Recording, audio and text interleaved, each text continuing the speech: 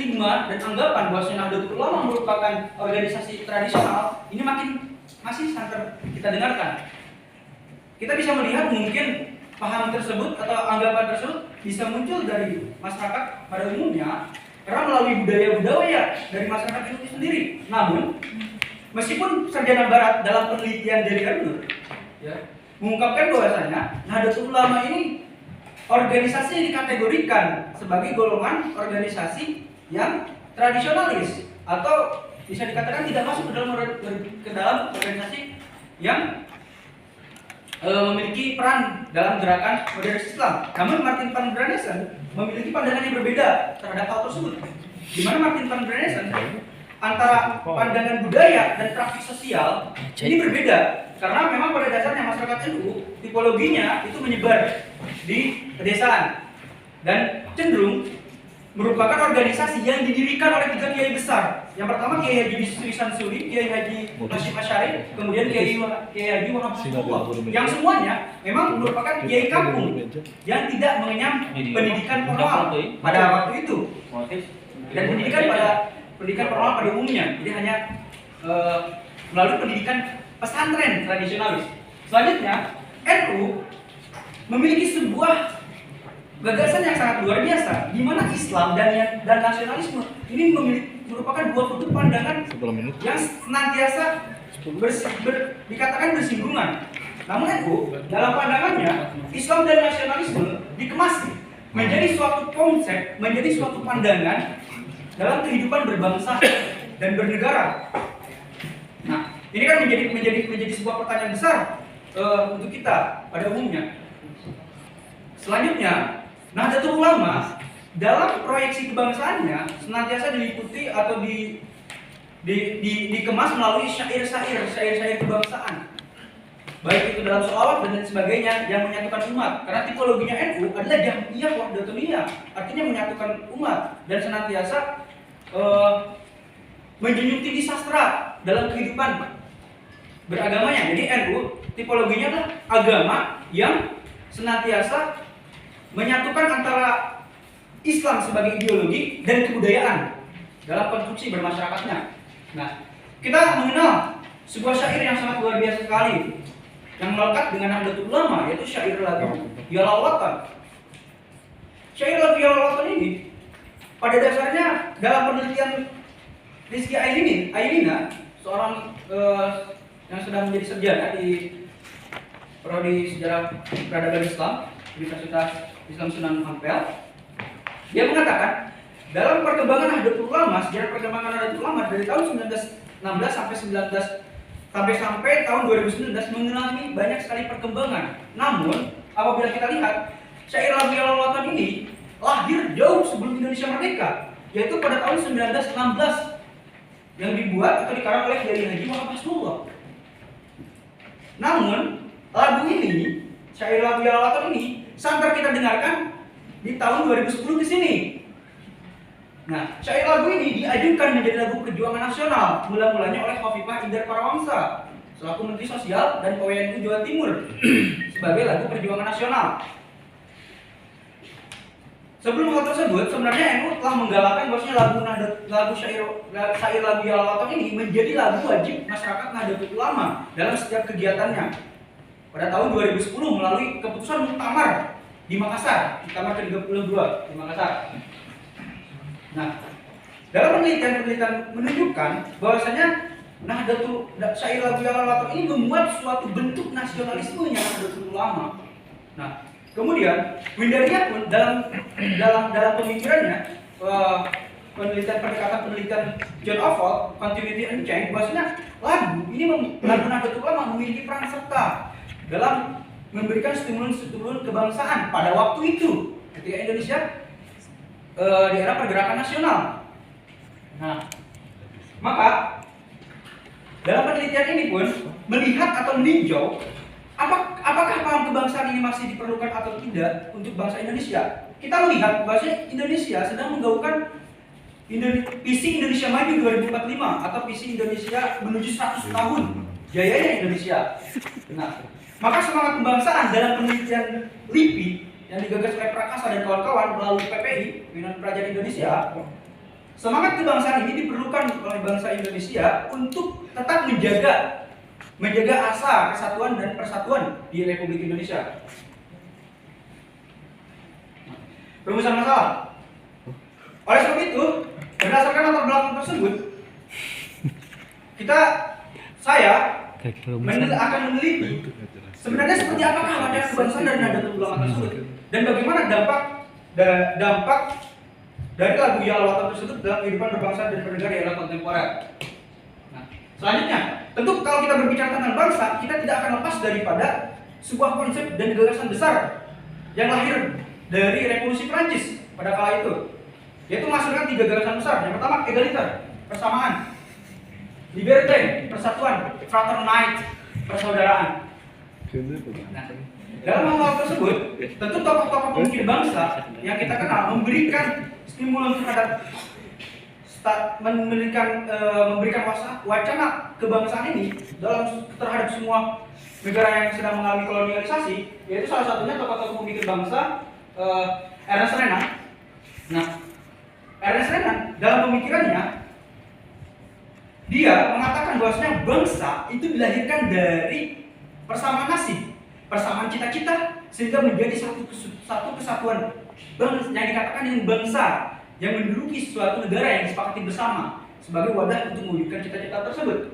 Otto Bauer pun tidak jauh berbeda dengan apa yang dikatakan oleh Renan, Friedrich Hertz, dan mungkin kita akan melihat jika konteks dari kebangsaan Indonesia ini tidak jauh berbeda dengan apa yang dikatakan oleh Benedict Anderson. Bangsa Indonesia ini sangat luas sekali, dari Sabang sampai Merauke, ya, dari Sabang sampai Merauke. Kemudian tentu memiliki suatu etnis yang tidak bertemu satu sama lain. Tapi dikatakan dalam penelitian Benedict Anderson, emerging communities, bangsa itu bisa lahir dari pemikiran yang horizontal atau dipertemukan atas persamaan nasib yang sama. Nah, konsep kebangsaan Indonesia, konsep untuk membahas Nahdlatul Ulama yang sebagai organisasi Islam, ya kita tidak terlepas dari Piagam Madinah, di mana pada saat itu menggambarkan tentang masyarakat Islam yang bisa berdampingan dengan berbagai macam perbedaan agama yang masih dianut, Yahudi, Nasrani, dan lain sebagainya di sebuah kota Madinah. Kemudian konsep kebangsaan Indonesia yang kita ketahui yaitu disepakati dalam Sumpah Pemuda, yaitu konsep gotong royong, menjadi bangsa yang merdeka, bersatu, berdaulat, adil, dan makmur. Nah, NU sendiri memahami konsep kebangsaan itu dalam 5 hal. Yang pertama itu tawasud, masyarakat NU harus modern. Yang kedua itu intidal, masyarakat NU itu harus adil dalam sikap dan perbuatan. Tasamuh, harus menjunjung tinggi toleransi. Tawazun, harus seimbang, harus bisa seimbang dalam kehidupan berbangsa dan bernegara. Amar ma'ruf nahi munkar merupakan pedoman yang harus dipegang. Dan syair Waton ini termasuk dalam sebuah sastra, dan kita ketahui bersama pada waktu itu sastra pada pergerakan nasional merupakan salah satu cara juga bagi masyarakat Nusantara pada waktu itu yang kemudian menyepakati menjadi bangsa Indonesia, menjadikan sebuah ekspresi dalam kehidupan berbangsa dan bernegara. Ya, analisis wacana yang akan ditunjukkan ini tentu berpandangan pada bagaimana analisis wacana itu mampu mengungkapkan secara subjek itu secara sistematis dan koheren. Nah, metode yang digunakan adalah metode analisis teks, di mana metode ini akan mengungkap teks tersebut, syair lagu, kemudian konteks pada waktu itu dan kontekstualisasinya seperti apa di era kontemporer. Pendekatan yang digunakan pendekatan kualitatif. Studi yang digunakan adalah studi dokumentasi, di mana mengumpulkan semua subjek, semua literatur, baik itu data primer yang diolah menjadi sebuah data untuk diteliti. Analisis yang digunakan adalah soal analisis wacana kritis untuk membedah teks tersebut. Analisis wacana kritis yang digunakan adalah model Pandik, di mana Pandik ini membedah 3 hal. Yang pertama itu teks, kemudian kondisi sosial, dan konteks sosial. Nah, untuk memvalidasi data menggunakan triangulasi sumber, di mana sumber yang telah dapat, sumber primer akan diuji dan dikajikan bersama dengan sumber pembuat atau kalau sekarang masih ada Nahdlatul Ulamanya. Nah, melalui orang-orang yang memang berada dalam organisasi Nahdlatul Ulama tersebut, baik itu PKNU, Kemudian Lapesdam yang dekat di sini, lembaga pengkajian dan pengembangan sumber daya manusia, dan tentu kepada PBNU-nya. Bagaimana PBNU ini, apakah di dalam syair lagu ya Allah tersebut memang mengandung makna yang dapat berdampak pada kehidupan bangsa dan negara. Mungkin itu yang dapat saya sampaikan. Terima kasih atas waktu dan kesempatannya. Wassalamualaikum warahmatullahi wabarakatuh. Assalamualaikum warahmatullahi wabarakatuh. Ya. Oke. Selanjutnya saya jawab. Silahkan kepada saudara-saudara yang hadir di sini untuk bertanya kepada presenter terkait dengan proposal penelitian. Proposal penelitian ya, ingat. Ini bukan hasil penelitian. Proposal penelitian. Desain riset ini. Ya, mau ngejelaskan lebih dari 10 menit terhadap kesel oge gitu. Cek kurang 10 menit. Desain riset bukan hasil penelitian. Oke, silakan.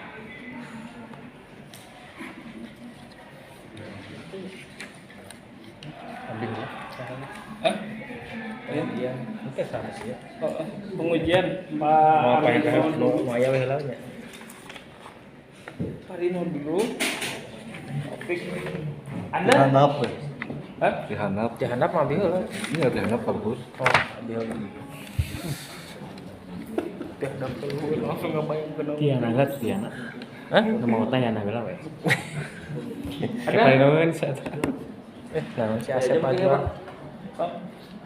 Baik, bismillahirrahmanirrahim. Assalamualaikum warahmatullahi wabarakatuh. Waalaikumsalam warahmatullahi. Sebelumnya selamat kepada Angga, rekan saya yang sekarang sedang melaksanakan seminar proposal satu tahap menuju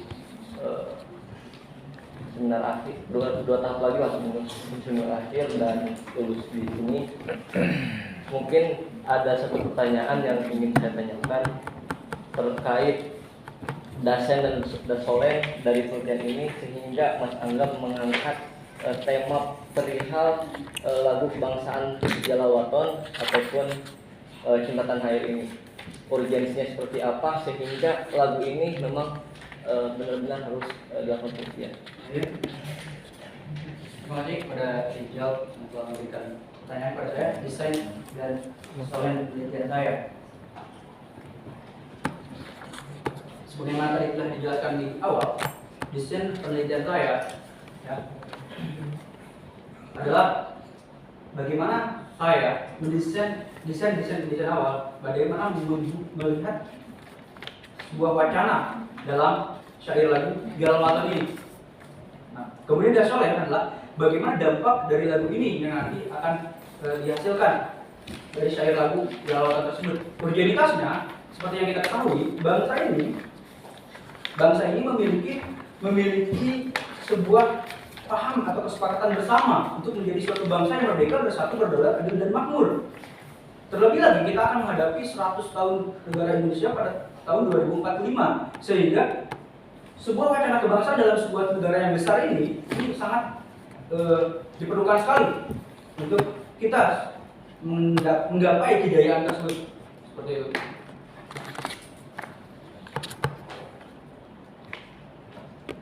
Oh, sudah. Mungkin ada tanggapan dari Rizal? Silakan lanjut ke rekan yang lain apabila ada pertanyaan.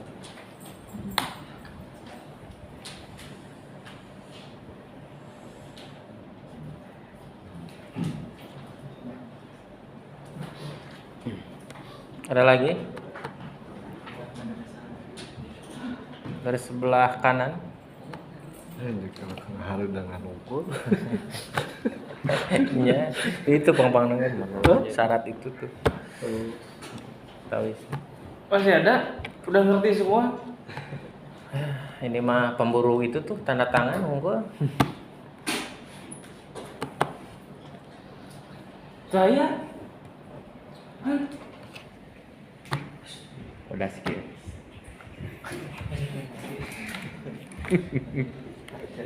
Oke.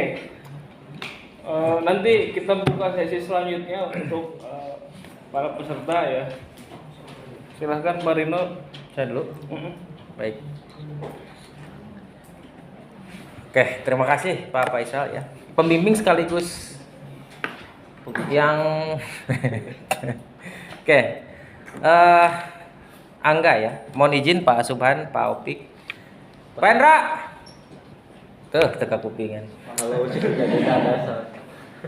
Di masjid. Oke, terima kasih. Bismillahirrahmanirrahim.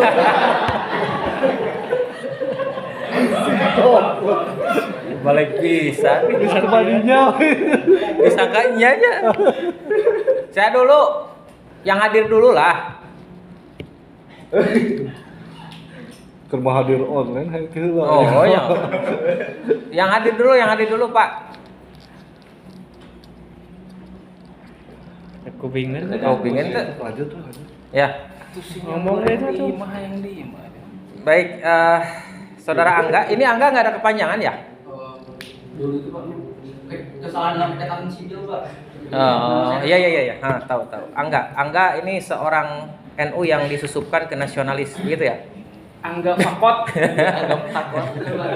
Angga Mungkul. NU nasionalis, gitu ya? Ini proposal ini menarik, bukan saja dari sisi desain penelitiannya, begitu ya, tapi juga dari sisi pengujiannya, begitu ya. Para pembimbingnya Pak Faisal dan Pak Subhan itu kan selaras dan senada kalau bicara NU. Nah, para pengujinya saya dengan Pak Hendra itu Wahabi. Bagaimana ceritanya ini? Nah, kalau Pak Opik ini Wahabi moderat. Saya juga Wahabi moderat pada osok udun kene.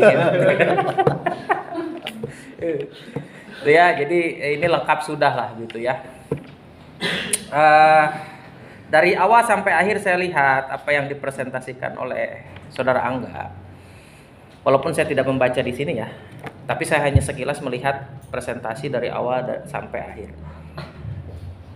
Koreksi kalau saya salah ya. Rupanya Saudara Angga ini luput melihat konteks kebangsaan dalam lagu Yalal Waton dalam perspektif sosiopolitik histori. Karena saya tidak mendengar dari Saudara Angga penjelasan secara histori lagu ini dibuat.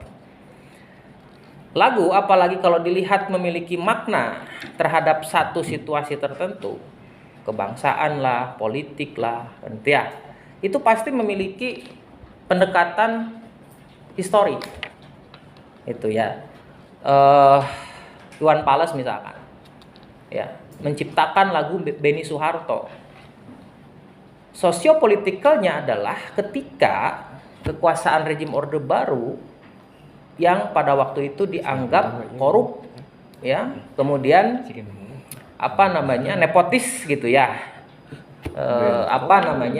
Beni Soeharto ya, Bento kemudian dianggap itu kepanjangannya Beni Soeharto kan begitu ya. Kemudian beberapa hampir semua ciptaan lagu Iwan Fals ini kan memiliki latar belakang secara historikal itu sosiologis dan politis itu ya. Dia bicara lagu apa ya yang mengutarakan soal anak jalanan. Berarti kan dia mengangkat situasi sosiologis masyarakat Indonesia, khususnya masyarakat jalanan pada waktu itu kan begitu ya. Lagu-lagu yang bertema politiknya itu kan juga secara histori kalau kita bicara Orde Baru ya, itu dipengaruhi oleh situasi itu ya, politik sosial pada waktu itu. Itu. Nah, tadi Angga dari awal sampai akhir saya belum mendengar penjelasan, Bu. Ya, terkait dengan yang melatar belakangi Kiai Haji Abdul Wahab Hasbullah. Tuh, padahal Wahabi itu menisbatkan kepada Abdul Wahab Hasbullah. Jangan salah, Pak. Tuh. Lain Nudidin. Beda Dewa Habna kan. Beda Dewa Habna ya. Kiai Haji Abdul Wahab Hasbullah itu. Ya. Bagaimana situasi berpikirnya pada waktu itu? Ya. 1914 Kiai Haji Abdul Wahab Hasbullah pulang dari Mekah, bergabung ke organisasi Syarikat Islam yang pada waktu itu dipimpin oleh Hos Cokro Aminoto kan begitu ya. Dia merasa kecewa dengan organisasi itu karena terlalu politik, gitu ya. Nah, sehingga dia mendirikan organisasi. Di momentum itu juga dia menciptakan lagu itu. Nah, lihat tuh aspek historiknya dari sisi ini akan mempengaruhi sebetulnya. Ya, tujuan dibuatnya lagu ini, ya, itu sebetulnya dalam konteks sejarahnya itu untuk apa kan begitu? Bagaimana situasi kebatinan Kiai Haji Abdul Wahab Kasbullah pada waktu itu? Nah, ini jadi pondasi sebetulnya sebelum menggunakan referensi-referensi yang sifatnya analisis kontemporer, analisis kekinian kan begitu. Akarnya dulu harus dilacak. Coba bisa dijelaskan nggak? Karena saya nggak mendengar tuh aspek historinya penciptaan lagu ini. Oke. Ya, silakan. Terima kasih kepada Pak Rino yang telah memberikan pertanyaan sekaligus masukan kepada saya. Dalam metode analisis wacana kritis model Van Dijk, ini ada 3 subjek utama yang akan menjadi penelitian. Yang pertama itu teks, konteks, kognisi sosial, dan konteks sosial. Nah, saya pada mulanya berpikir sama dengan Bapak, bahwasanya saya harus melihat sejarah lagu ini dibuat. Namun dalam model penelitian Van Dijk itu nanti hal tersebut akan diinterpretasikan dalam sebuah penelitian teks di mana pendekatan mikro, analisis mikro dari ide terkecil. Kenapa sih pembuat ini Kiai Haji Wahab Kasbullah ini membuat lagu ini, kemudian dari suprastrukturnya bagaimana pengaruh-pengaruh dalam kehidupan Kiai Wahab Kasbullah, dan dari pendekatan makro bagaimana pengaruh dari luar terhadap Kiai Haji Wahab Kasbullah sehingga mampu atau memiliki sebuah gagasan atau ide pemikiran untuk menciptakan lagu ini pada waktu tersebut. Seperti itu, Pak. Jadi saya ingin nanti hasil penelitian saya ini memang dilakukan secara komprehensif melalui pendekatan konteks tersebut, konteks sosial tersebut itu dihasilkan dari penelitian. Konteksnya pada masa apa? Pada masa waktu tersebut, karena Pandik melihat pada masa ketika lagu ini pertama diciptakan. Nah, tetapi kamu tidak memaparkan tuh peristiwa bagaimana yang melatar belakangi Kiai Haji Hasan Kasbullah ini, Abdul Wahab Kasbullah ini itu menciptakan lagu ini. Karena ini penting kan begitu untuk melihat situasi pada waktu itu. Abdul. Itu. Minta coba. Bagaimana penjelasannya? Nggak apa-apa, dibantah saja. Saya lebih senang dibantah. Oke, kalau sih tidak, Pak. Jadi dalam tulisan saya, dalam konstruksi penelitian saya hanya menuliskan bahwasanya Kiai Wahab Kasbullah itu pulang dari Mekah, kemudian melihat kondisi pada waktu itu, organisasi ST tidak mampu menampung ide tersebut. Nah, itu dimuat di sini ya? Cuma sampai pada tahapan tersebut, Pak. Sehingga Kiai Haji Wahab Kasbullah membuat sebuah lagu, syair lagu Yalwaton, dan syair lagu Yalwaton itu memuat 5 konsep NU yang diteliti oleh peneliti selanjutnya, itu Ani Ainina. Seperti itu, Pak.